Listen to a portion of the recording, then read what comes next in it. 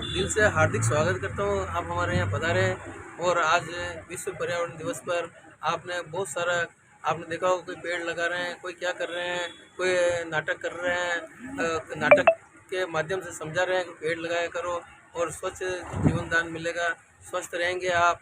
तो वो बहुत खुशी की बात है। और हमने भी ऐसी सूक्ष्म कृति के माध्यम से छोटी छोटी पुस्तकें बनाई, डायरी के माध्यम से हम जनता को भी संदेश देना चाह रहे हैं। आइए देखिए, आप सूक्ष्म कलाकृति को देखिए।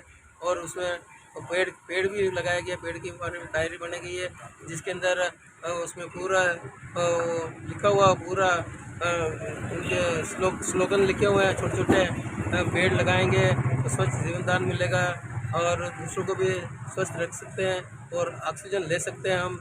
बहुत बढ़िया। आप इस दुकान पर पधारे छोटी सी, और आम जनता की भी समय समय पर आपके चैनल के माध्यम से समस्या सुनते रहते हैं और वो आगे खाली समस्या ही नहीं सुनते हैं, पूरा संबंधित अधिकारी या विभाग तक पहुंचाकर उसका निवारण भी करवाते हैं। ये बहुत बड़ी खुशी की बात है। अब हर समय किसी न किसी प्रोग्राम या कोई भी कार्यक्रम हो तो आप एक फ़ोन करते हैं तो आप 10 मिनट में 5 मिनट में सामने, जैसे भगवान प्रकट हो गए हमारे सामने, जैसे आप बता रहे हैं। नाम भी गोविंद जी भी है आपका भाई, गोविंद जी है। क्या बात है, क्या बात बहुत अच्छा लग रहा है, हमें काफ़ी खुशी हो रही है। आप जन जन तक पहुंचाएंगे इस कलाकृति को, पर्यावरण अच्छा रखे और सभी को पेड़ लगाने के लिए संदेश दिया जा रहा है। आइए आइए अपन सब जन ने मिलकर छोटे छोटे नन्हे नन्हे पेड़ पौधे लगाकर बड़े करें और वो अपने पूरा बड़ा वृक्ष के रूप में आएंगे। तो हमें ठंडी ठंडी हवा मिलेगी। आज गर्मी कितनी पड़ रही है, एक थोड़ी हवा चल जाए तो अपने दिल को सुकून मिलता है, शरीर को शांति मिलती है। तो हम चाहते हैं सभी जने अपने गली मोहल्ले में छत पर छोटी छोटी क्यारियाँ बनाकर उसमें पेड़ लगाएं, गमलों में पेड़ लगाएं ताकि ताज़ी हवा मिलेगी, अड़ोस पड़ोस वालों को भी अच्छा सुकून मिलेगा।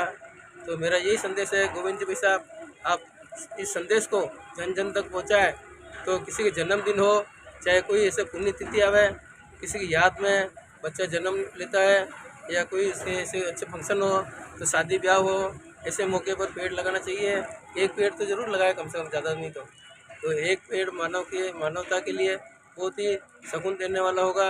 ये आप जो प्रयत्न कर रहे हैं इसको वो बहुत ही अच्छा किस्मत वाला समझेंगे। क्या उंगलियाँ जाए। तो कहते हैं कि बड़े बड़ाई ना करे, बड़े न बोले बोल, रहमन हीरा कब कहे लाख मारे मोल। व्यक्ति अपने कर्मों से और काम से बड़ा होता है। चंद्रप्रकाश जी चित्तौड़ा साहब ने जो काम किया है उसी बदौलत आज आप गवर्नमेंट सेवा में भी रहे हैं। उसके साथ साथ अब जो एक संदेश दे रहे हैं मानव जाति को कि सूक्ष्म कला कैसे जीवित रहे, उसके बारे में भी समय समय पे आप देखें कि यहाँ पर हमारे स्वतंत्र सेनानी हो, हमारे महाराणा प्रताप हो, हमारे राजा महाराजा, विरासत, यहाँ प्रकृति, भूमि, पहाड़, जीव जंतु, ऐसी कोई प्राणी नहीं जिसके ऊपर आपने अपनी कृति का कला का प्रदर्शन नहीं किया हो। हर प्रकार से आपने कुछ न कुछ उदयपुर वासियों को दिखाते रहे हैं, चाहे न्यूज़पेपर के माध्यम से, चाहे सोशल मीडिया के माध्यम से। हर प्रकार से आपने उदयपुर को कुछ न कुछ दिया है।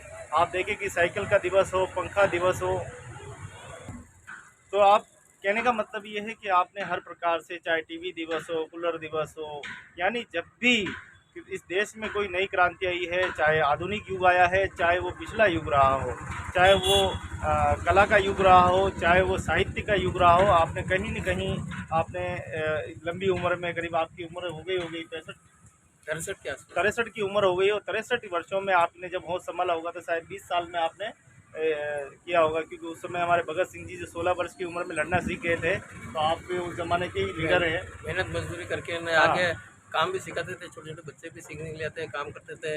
अच्छे पड़ोसी अच्छे थे, आस पड़ोस वाले इकट्ठे होके पड़ोसी माँ बाप हुआ करते थे। पड़ोसी माँ बाप हुआ अब क्या दिए। अब तो भगवान के रूप में पूजे जाते हैं और यादगिरी के रूप में।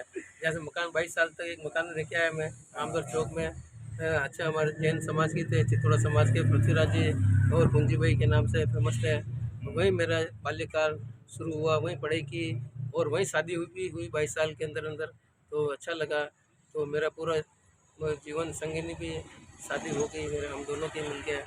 तो अच्छा रहा परिवार। तो एक कोई भी शादी ब्याह होता है तो सब पड़ोसी अड़ोस पड़ोस वाले ये नहीं सोचते किसका ब्याह है क्या नहीं हो, तो मिलजुल के मेरी शादी करवी। अच्छा, एक परिवार के सदस्य के माध्यम से मिलके इतना प्रेम प्रेम उमड़ा, मतलब उनको कि एक हमारे परिवार के सदस्य की शादी हो रही है, चाहे उस समय हमारे बोले आर्थिक स्थिति सही नहीं थी। एक मिनट, भले ही माँ उस समय आर्थिक स्थिति कमजोर थी, लेकिन परिवार में आपसी समन्वय था, एक मजबूत गठबंधन था, एक दूसरे की मदद करते थे, एक दूसरे का व्यवहारिकता रखते थे। वो ये नहीं देखते थे कि ये सामने वाले व्यक्ति को कौन है, बस ये देखते थे कि वो व्यक्ति हमारे समाज का, हमारे परिवार का है, बस ये देखते थे। भाव थे, पड़ोसी माँ बाप हुआ करते थे, वो ध्यान रखते थे। लेकिन आज हम देखें कि देश की विपरीत स्थितियाँ है, पड़ोसी पड़ोसी में मतभेद है, झगड़े आपस में हो रहे हैं। ये नहीं होना चाहिए। जिस प्रकार से दो पेड़ आपस में लगते हैं, वो जीवन भर साथ में रहते हैं, साथ में ही प्राण त्याग देते हैं, लेकिन कभी वो झगड़ा नहीं करते, एक दूसरे के झूमते रहते हैं और हमेशा दूसरों को देने के लिए ही जन्म पेड़ों का होता है।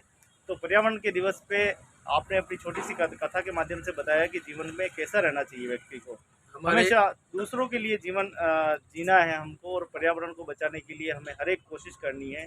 और आइए सब मिलकर पेड़ लगाएं, पेड़ों को बचाएं, क्योंकि जिस प्रकार से पेड़ों को काटा जा रहा है, लगाए थे तो 10 है लेकिन काटे 100 जाते हैं। ऐसे में हम हमारा पर्यावरण कैसे बचेगा? जो पुराने पेड़ है, जो 50 साल पुराने, 60 साल पुराने, 70 साल पुराने, कोई 200 साल पुराना, ऐसे पेड़ों को काट दिया जाता है और दिखावे के लिए सिर्फ छोटे छोटे पेड़ लगा दिए जाते हैं, चाहे वो हाईवे के किनारे लगने वाले पेड़ हो, चाहे किसी कॉलोनीज में लगने वाले पेड़ हो। तो साथियों, ऐसा नहीं होना चाहिए। कोई भी ठेकेदार है, हाईवे निकल रहा है बड़ा, तो उसको उसकी जिम्मेदारी है कि वो पेड़ों को बड़ा करने तक की जिम्मेदारी ले। ये दिखावटी जब तक रहेगी इस संसार में, खाली खाली दिखावटी दुनिया रहेगी, तो ये दिखावटी दुनिया ही हमें महंगी पड़ जाती है। तो कहते हैं कि दिखावटी मुकड़ा ज़्यादा दिन तक नहीं रहता है, रेत के महल जिस प्रकार से ज़्यादा दिन नहीं टिकते हैं, एक ही जर्रे में बह जाते हैं, वैसे ही हम बह जाएंगे। अगर हमने समय पर अपने पर्यावरण को नहीं बचाया तो आने वाले समय में खतरा हो सकता है। आइए जल बचाइए, जीवन बचाइए। शुद्ध हवा को रखने के लिए पेड़ों को लगाना है हमें, और जल का संरक्षण करने के लिए हमको समय समय पर योजना बनानी है। जल को हमें भूमि के गहराइयों तक पहुंचाकर वापस उस जल को हमें पीने के लिए काम में लेना है। यही पृथ्वी बचाओ, और यही एक राष्ट्र प्रेमी की कहानी है। अगर इस देश में कोई भी छोटा से छोटा काम भी कोई करता है तो वो राष्ट्र प्रेमी ही कहलाता है, देश प्रेमी ही कहलाता है। कोई रक्तदान दे रहा है, कोई सामाजिक सेवा कर रहा है, कोई गरीबों के कल्याण के उत्थान के लिए काम कर रहा है, कोई पशु पक्षियों को अनाज चारा डाल रहा है, कोई जीव जंतुओं को चारा डाल रहा है, उनको जो है दाना डाल रहा है। मतलब कुल मिला के ये कहें कि देश में हर व्यक्ति अपनी कहीं न कहीं एक भागीदारी निभा रहा है। अच्छे परोपकारी काम करके इस दुनिया में मानव जाति को साकार करें, और मानवता को साकार करने के लिए हमारा जन्म हुआ है। और चंद्र प्रकाश जी चित्तौड़ा जैसे महापुरुष के साथ में हमारा समन्वय है, गुरु और शिष्य का रिश्ता है। तो ये रिश्ता हमेशा रहे, और लोग ये कहे, मिसाल दे कि वाह क्या गुरु और चेले थे दोनों। मेरी मदर ने भी काफ़ी संघर्ष करके मेरे को बड़ा किया है। तो एक ही मोहल्ले में जब कभी भी कोई काम होता था मिलजुल के काम करते थे। तो कोई शादी विवाह में तो छोटा मोटा काम कर लेते थे। आज वो अच्छा काम किया मेरी मदर ने, तो आज वो जो एक भगवान के रूप में या माता जी के रूप में पूजी जाती है। उनके आचरण को जीवन में उतारना चाहिए। कोई छोटा काम नहीं होता है, बड़ा काम नहीं होता है। काम छोटा हो चाहे बड़ा हो, उससे घृणा नहीं करनी चाहिए, और हमेशा सच्चे मार्ग पर चलना चाहिए। काम की कोई शर्म नहीं करनी चाहिए। यही मेरी मदर ने सिखाया। और अच्छा, हर दुख सुख में सबके साथ जाके खड़े रहना चाहिए। तो ये हमने आचार प्रेम बना रहे। ये सबसे पहले गोविंद जी भाई साहब का मैं आभार व्यक्त करता हूँ। आप इतनी अच्छी अच्छी बड़ी बड़ी बातें की, आज सभी जीवन में उतारेंगे तो कभी दुखी नहीं रह पाएंगे, और सुख मिलेगा, आनंद आएगा। वीडियो अच्छा लगा हो तो लाइक करें, शेयर करें, और ज़्यादा से ज़्यादा दोस्तों को भेजें, और चंद्र प्रकाश जी की कई बातों को ज़्यादा से ज़्यादा प्रचार प्रसार करते रहे। बहुत बहुत धन्यवाद। जय हिंद, जय भारत।